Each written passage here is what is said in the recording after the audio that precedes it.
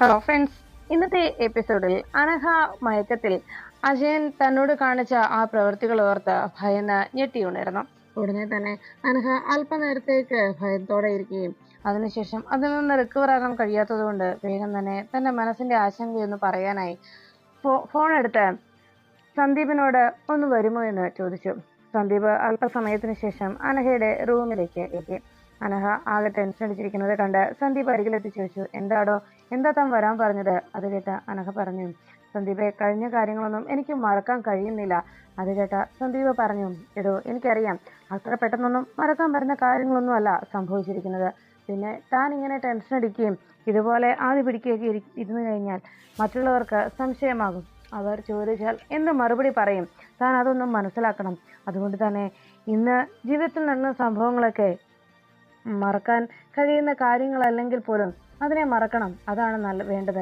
കാരണം ജീവിതത്തിൽ സന്തോഷം നിറഞ്ഞ നിമിഷങ്ങൾ പലതുണ്ടായാലും അതിനേക്കാളേറെ നമ്മൾ എന്നും ഓർക്കുക നമ്മളെ വേദനിപ്പിച്ച, നമുക്ക് ദുഃഖം വന്ന നിമിഷങ്ങളായിരിക്കും. അതുകൊണ്ട് തന്നെ താൻ ഈ ഒരു കാര്യം എത്രയും പെട്ടെന്ന് മറക്കണം. അത് മറക്കാൻ താൻ ശ്രമിക്കണം. അതാണ് വേണ്ടത്. അങ്ങനെ മറന്നാലേ നമുക്ക് മുന്നോട്ട് ജീവിക്കാനാകൂ. താനിങ്ങനെ ടെൻഷനോടെ ഇരിക്കുന്നത് കണ്ടാൽ എല്ലാവർക്കും സംശയമാകും. അത് താൻ ഓർമ്മിക്കണം എന്ന് പറയുമ്പോൾ സന്ദീപ് അവിടേക്ക് വന്നതിന്റെ കാരണം അറിയാനായി സന്ദീപിന്റെ പിന്നാലെ അവിടെ ആതിര എത്തുന്നു. ആതിര പുറത്തു നിന്ന് സന്ദീപിന്റെയും അനഘയുടെയും സംസാരം കേട്ടു. അനഘ സന്ദീപിനോട് പറഞ്ഞു, സന്ദീപെ, അങ്ങനെ മറക്കണമെന്ന് ആഗ്രഹിച്ചാൽ പോലും അത്ര വേഗം എനിക്ക് മറക്കാൻ പറ്റുന്ന കാര്യങ്ങളല്ലല്ലോ അതൊന്നും തന്നെ. എനിക്ക് എൻ്റെ ജീവിതത്തിൽ നിന്ന് അത് ഞാൻ മറന്നു കളയണമെന്നുണ്ടെങ്കിൽ എൻ്റെ മരണത്തോടെ അത് സാധിക്കൂ സന്ദീപെ എന്ന് അറിയിച്ചു. അത് കേട്ടതും സന്ദീപ് പറഞ്ഞു, എടോ, അങ്ങനെ താൻ ടെൻഷനാകാതെ, ഞാൻ പറഞ്ഞല്ലോ, തൻ്റെ ഈ ടെൻഷനൊക്കെ മാറും. താൻ മനസ്സിന് ധൈര്യം കൊടുക്കണം. എന്തായാലും എല്ലാവരോടും പറയാൻ പറ്റുന്ന കാര്യമൊന്നും അല്ലല്ലോ ഇത്. അതുകൊണ്ട് താൻ ഒന്ന് സമാധാനിക്കുക. പിന്നെ ഞാൻ പറഞ്ഞല്ലോ, തനിക്ക് എപ്പോൾ വേണമെങ്കിലും എന്നെ വിളിക്കാം. ഏത് സമയത്തും തനിക്ക് എന്നെ വിളിക്കാം. ഇത്രയേറെ സ്വാതന്ത്ര്യം ഞാൻ തനിക്ക് തന്നില്ലേ? താൻ ഒന്നുകൊണ്ടും വിഷമിക്കേണ്ട, തൻ്റെ ഒപ്പം ഞാനുണ്ടോ എന്ന് പറഞ്ഞ് സന്ദീപ് അനഘയെ ആശ്വസിപ്പിച്ചു. ഇതെല്ലാം കേട്ട് ആകെ വേദനയോടെ ആതിര നിൽക്കുമ്പോൾ അനഘയോട് സന്ദീപ് പറഞ്ഞു, എടോ, നടന്ന കാര്യങ്ങളൊക്കെ താൻ മറക്ക്. അതാണ് നല്ലത്. പിന്നെ തനിക്ക് ഞാൻ എത്ര സ്വാതന്ത്ര്യം തരുന്നില്ലേ? എന്നെ ഏത് നിമിഷം വേണമെങ്കിലും വിളിക്കാമെന്നും തനിക്ക് ഞാനുണ്ടെന്നും പറഞ്ഞില്ലേ? ഇനി ഒരു കാര്യവും ആലോചിച്ച് താൻ മനസ്സ് വിഷമിപ്പിക്കരുത്.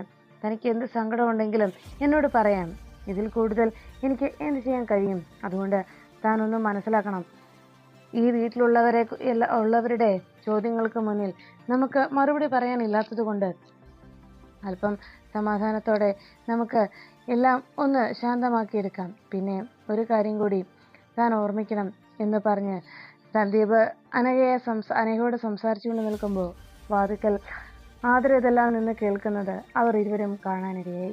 ആതിരയെ കണ്ടതോടെ സന്ദീപും അനഘയും ആകെ ഞെട്ടി. അതിനുശേഷം ആതിര വേഗം റൂമിലേക്ക് പോകുമ്പോൾ സന്ദീപും പിന്നാലെ റൂമിലേക്ക് ഇറങ്ങുന്നു. അപ്പോഴേക്കും അനഘ ആകെ വിഷമത്തോടെ തൻ്റെ റൂമിൽ തന്നെ നിൽക്കുമ്പോൾ ആതിര മുറിയിലേക്ക് എത്തി സന്ദീപും അനഘയും കൂടി സംസാരിച്ച കാര്യങ്ങളെല്ലാം കേട്ട് ആകെ വിഷമത്തോടെ റൂമിൽ വന്നിരുന്ന് അതെല്ലാം സന്ദീപ് പറഞ്ഞ ഓരോ വാക്കുകളും വീണ്ടും വീണ്ടും ആതിരയുടെ മനസ്സിലേക്ക് കടന്നു വന്നു. അത് ആതിരയെ വല്ലാതെ വീർപ്പമുട്ടിച്ചു. അവസാനം ആതിര ആ കടുത്ത തീരുമാനത്തിലേക്ക് എത്തി. സന്ദീപിനോടൊപ്പം തനിക്കൊരു ജീവിതം വേണ്ട എന്ന ഉറച്ച തീരുമാനമെടുത്തുകൊണ്ട് ആതിര തൻ്റെ വീൺ കത്തിയിരുന്നു. അപ്പോഴേക്കും വേദന കൊണ്ട് ആതിര പൊട്ടിക്കരഞ്ഞ് അങ്ങനെ ആ ബെഡിലിരിക്കുമ്പോൾ സന്ദീപ് ആ റൂമിലേക്ക് വന്നെത്തി. സന്ദീപ് റൂമിലേക്ക് വരുമ്പോൾ ബെഡിലിരിക്കുന്ന ആതിരയെ കണ്ട് സന്ദീപ് അകത്തേക്ക് കയറുമ്പോഴാണ് താഴെ ബ്ലഡ് കിടക്കുന്നത് കണ്ടതും ആതിരയുടെ കയ്യിൽ നിന്ന് ബ്ലഡ് ഒലിക്കുന്നത് കണ്ടതും. ഉടനെ സന്ദീപ്, മോളെ ആതിരെ, നീ എന്ത് പണിയായി കാണിച്ചത് എന്ന് ചോദിച്ച് അരികിലേക്ക് ഓടിയെത്തി ആതിരയെ വിളിച്ചുണർത്താനായി ശ്രമിച്ചു. അതോടൊപ്പം തന്നെ ഏട്ടത്തി എന്ന് സന്ദീപ് ഉറക്കെ വിളിക്കുകയും ചെയ്തു. സന്ദീപിന്റെ ആ നിലവിളി കേട്ട് അവിടേക്ക് അർച്ചനയെടുത്തിയും മീരയെടുത്തിയും കൂടി ഓടിയെത്തി. രണ്ടുപേരും ചേർന്ന് ആതിരയെ അവിടെ നിന്ന് എഴുന്നേൽപ്പിച്ചു. അങ്ങനെ വേഗം തന്നെ സിറ്റി ഹോസ്പിറ്റലിലേക്ക് ആതിരയുമായി അവർ എത്തുന്നു. ആതിരയുടെ കയ്യിൽ നിന്ന് ബ്ലഡ് പോയിക്കൊണ്ടിരിക്കുന്നത് കൊണ്ട് എല്ലാവരും ആകെ ആശങ്കയോടെ അവിടേക്ക് വന്നു. അവരുടെ കൂടെ ധനുഷും സ്നേഹയും കൂടി ഹോസ്പിറ്റലിലേക്ക് വന്നെത്തി. സന്ദീപ് ആകെ ടെൻഷനോടെ മാറി നിൽക്കുമ്പോൾ സന്ദീപിന്റെ അരികിലേക്ക് എത്തി അർച്ചന കാര്യം അന്വേഷിച്ചു. എന്താടാ, എന്താ പറ്റിയത്? നിങ്ങൾ തമ്മിൽ എന്തെങ്കിലും വഴക്കുണ്ടായോ? എന്താ കാര്യം? എന്താണെങ്കിലും ഒന്ന് തുറന്നു പറയടാ. എന്താ സംഭവിച്ചത്?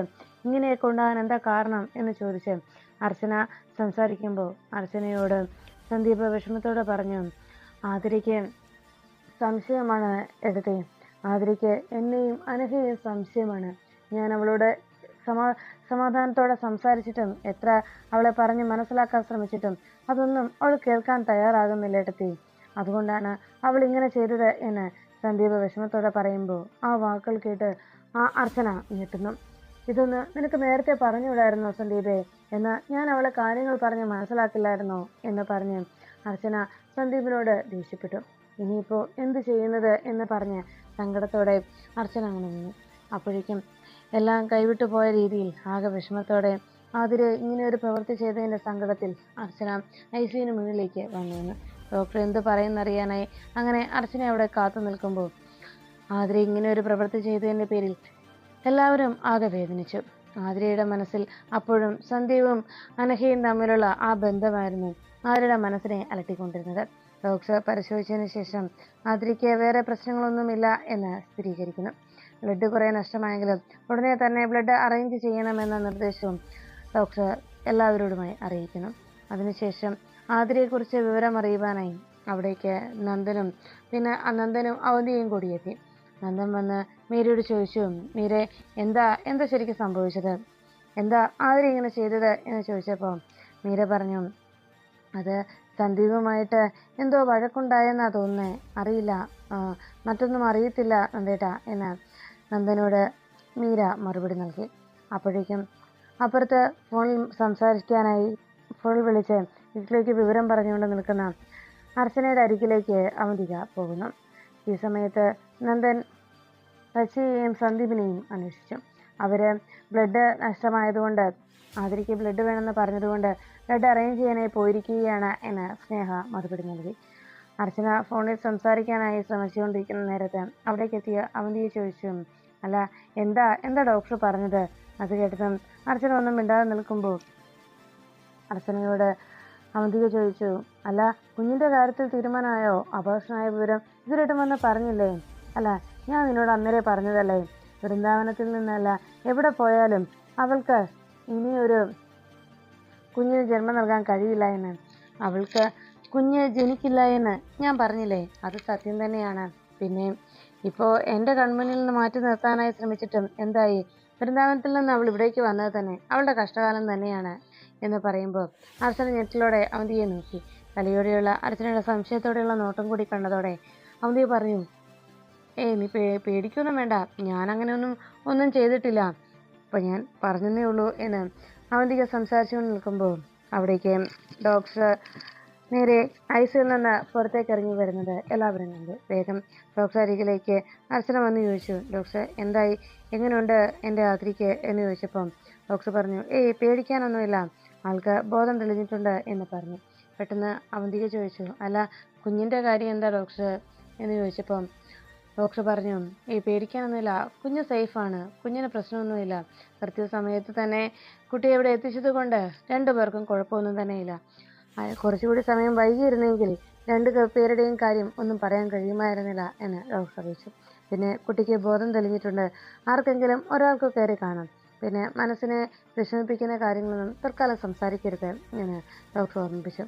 അങ്ങനെ പറഞ്ഞിട്ട് ഡോക്ടർ പോയപ്പോൾ അവന്തിയെ പറഞ്ഞു, എന്തായാലും ഞാൻ പോയി കാണാം അവളോട് ഞാൻ ചോദിക്കാം എന്തിനാ അവളിങ്ങനെ ചെയ്തതെന്ന് എന്ന് അവന്തിയെ പറയുമ്പോൾ അവന്തി അകത്തേക്ക് പോകാൻ തുടങ്ങുന്നത് കണ്ട് അർച്ചന പറഞ്ഞു, എടി വേണ്ട, ഞാൻ കയറി കണ്ടോളാം, ഞാൻ അവളോട് സംസാരിച്ചോളാം എന്ന് അർച്ചന പറയുമ്പോൾ അവന്തിയെ പറഞ്ഞു, അല്ല ഡോക്ടർ പറഞ്ഞില്ലേ ഒരാൾക്കേ കയറി കാണാൻ പറ്റുകയുള്ളൂ എന്ന്. അത് കേട്ടതും അർച്ചന പറഞ്ഞു, അതെ ഞാൻ കയറി കണ്ടോളാം എന്നാ പറഞ്ഞത് എന്ന് അർച്ചന അവന്തികയോട് ദേഷ്യത്തോടെ സംസാരിക്കുമ്പോൾ നന്ദൻ പറഞ്ഞു, അർച്ചന കയറി കണ്ടോ, അത് മതി, അല്ല അല്ലെങ്കിൽ തന്നെ ഇവളിപ്പോൾ എന്തിനാ ഇങ്ങോട്ട് ഇടിച്ചു കയറി കയറുന്നത് എന്ന് ചോദിച്ചാൽ നീ ഇപ്പോൾ എന്ത് സംസാരിക്കാനാ എന്ന് അവന്തികയോട് നന്ദനും ദേഷ്യത്തോടെ അന്വേഷിച്ചു. അപ്പോഴേക്കും അർച്ചന ശരി നന്ദേട്ടാ എന്ന് പറഞ്ഞ് വേഗം ഐസിയിലേക്ക് കയറിപ്പോയി. ഈ സമയത്ത് അവിടെ നിന്ന് അവന്തിക ചുറ്റുപാടുമൊക്കെ നോക്കി. അല്ല സ്നേഹ എവിടെ? സ്നേഹ കണ്ടില്ലല്ലോ എന്ന് അവന്തിക അന്വേഷിച്ചു. അവന്തികയുടെ ചോദ്യം കേട്ട് നന്ദൻ പറഞ്ഞു, സ്നേഹയെ അച്ഛൻ വിളിച്ചിരുന്നു, വീട്ടിലാരും ഇല്ലല്ലോ, മെഡിസിൻ എടുത്ത് കൊടുക്കണ്ടേ, അതിന് സ്നേഹ വീട്ടിലേക്ക് തിരിച്ചുപോയി. പെട്ടെന്ന് അവന്തിക ചോദിച്ചു, അല്ല സ്നേഹ തനിച്ചോ? അവൾ എങ്ങനെ പോയി എന്ന് അന്വേഷിച്ചതും നന്ദൻ പറഞ്ഞു, സ്നേഹ തനിച്ചല്ല, ധനുഷ് കൊണ്ടുവിടാനായി പോയിരിക്കുന്നത്. ധനുഷിൻ്റെ കൂടെയാ സ്നേഹ പോയത് എന്ന് അവന്തികയോട് നന്ദൻ മറുപടി നൽകി. അത് കേട്ടതും അവന്തികയ്ക്ക് ആകെ സംശയമാകുന്നു. അവന്തിക ഉടനെ തന്നെ ധനുഷിനെയും സ്നേഹയും കാണുന്നതിന് വേണ്ടി അവന്തികയെ പറ്റിച്ച് ധനുഷ് പോയതായിരിക്കും എന്ന് മനസ്സിലാക്കിയതോടെ ധനുഷിൻ്റെയും സ്നേഹയുടെയും പിന്നാലെ നേരെ നെല്ലിശ്ശേരിയിലേക്ക് പോകാൻ അവന്തിക തീരുമാനിക്കുന്നു. അങ്ങനെ അവന്തിക പോകാൻ തുടങ്ങുമ്പോൾ നെല്ലിശ്ശേരിയിലെത്തിയ സ്നേഹയും ധനുഷും ഒരു കളവ് പറഞ്ഞ് വീട്ടിലേക്ക് മടങ്ങി വന്നതിൻ്റെ ആശങ്കയിലായിരുന്നു.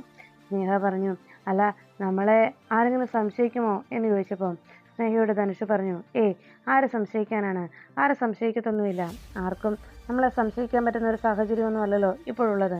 അത് മാത്രമല്ല, എനിക്ക് സ്നേഹയോട് കുറേ കാര്യങ്ങൾ പറയുവാനുണ്ട്. ഇങ്ങനെയൊരു സാഹചര്യം, ഇങ്ങനെയൊരു അവസരം കിട്ടാനായി എത്ര നാളായി കാത്തിരിക്കുന്നു എന്ന് അവന്തി സ്നേഹയോട് ധനുഷ് അറിയിച്ചു. അങ്ങനെ സ്നേഹയുടെ കൈ പിടിച്ചുകൊണ്ട് ധനുഷ് സംസാരിച്ചുകൊണ്ടിരിക്കുമ്പോൾ സ്നേഹ പറഞ്ഞു, അല്ല, ഇനി അഥവാ ആർക്കെങ്കിലും സംശയം തോന്നിയാ എന്താ പ്രശ്നം, നമ്മൾ വിവാഹം കഴിക്കാൻ പോകുന്നവരല്ലേ എന്ന് ധനുഷ് സ്നേഹയോട് പറഞ്ഞു. അത് കേട്ടതും സ്നേഹ ചോദിച്ചു, ഓഹോ, അതൊക്കെ സ്വയം അങ്ങ് തീരുമാനിച്ചോ? അങ്ങനെയുള്ള ധനുഷിനോടുള്ള സ്നേഹയുടെ ചോദ്യം കേട്ട് ധനുഷ് പരിഭവിച്ചു. എന്താ, തനിക്കെന്നെ വിവാഹം കഴിക്കാൻ ഇഷ്ടമില്ലേ? അല്ലെങ്കിൽ വേണ്ട എന്ന് പറഞ്ഞ് വേഗം സ്നേഹയുടെ കൈ തട്ടി മാറ്റിയിട്ട് ധനുഷ് വലിയ ഗൗരവത്തോടെ ഇരുന്നു. അപ്പോഴാണ് അവന്തിക നെല്ലിശ്ശേരിയിലേക്ക് മടങ്ങിയെത്തിയത്. അവന്തിക എത്തിയതിന് ശേഷം നേരെ ധനുഷിൻ്റെ ഔട്ട് ഹൗസിലെ റൂമിലേക്ക് ചെന്നു. അവിടെ ചെന്ന് ധനുഷ് ധനുഷ് എന്ന് കുറേ തവണ അവന്തിക വിളിക്കുന്നു. ധനുഷ് റിപ്ലൈ ഒന്നും കൊടുക്കാത്തത് കൊണ്ട് വാതിൽ തുറക്കാനായി അവന്തിക ശ്രമിച്ചു. വാതിലും തുറക്കാത്തത് കൊണ്ട് ആകെ സംശയമായി അവന്തികയ്ക്ക്. ധനുഷ് ഇതെവിടെ പോയി കാണും എന്നാലോചിച്ച് അവന്തിക ധനുഷ് റൂം തുറക്കാത്തതിൻ്റെ ആശങ്കയിൽ വേഗം വീട്ടിലേക്ക് നെല്ലിശ്ശേരിയിലേക്ക് കയറിപ്പോന്നു. ഈ സമയത്ത് സ്നേഹ ആ വീട്ടിൽ തനിച്ചാണെന്ന ഒരു ധാരണ കൂടി അവന്തികയുടെ മനസ്സിനെ അലട്ടി. അപ്പോഴേക്കും ധനുഷ് ആകെ പിണങ്ങിയിരിക്കുന്നത് കണ്ട് സ്നേഹ പറഞ്ഞു, അതെ, എന്നോട് പിണക്കമാണോ എന്ന് ചോദിച്ച് സ്നേഹ ധനുഷിൻ്റെ അരികിൽ ചെന്ന് ആ ചെയറിന് സൈഡിലായിട്ടിരുന്ന് ചോദിച്ചു. അപ്പോഴും ധനുഷ് വലിയ ഗൗരവത്തോടെ തന്നെ ഇരുന്നു.